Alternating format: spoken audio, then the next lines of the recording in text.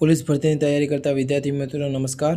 આજે એક મહત્વનો પ્રશ્ન છે કે આગની રિગાર્ડિંગ છે આપણો કે જે આગની શોધ જે છે તે સૌપ્રથમ ક્યાંથી જોવા મળે છે, કાં તો એવું પણ પૂછાઈ શકે છે કે કઈ ગુફામાંથી તમને રાખના અવશેષો મળ્યા હતા। તો કુરનૂલ ગુફામાંથી મળ્યા હતા। ક્યાંથી? તો કે દક્ષિણ ભારતમાં આવેલા કુરનૂલમાંથી મળી આવેલા આદિમાનવની ગુફાઓમાંથી રાખના અવશેષો મળ્યા છે। તો કે આ એક પ્રશ્ન મહત્વનો થઈ શકે છે।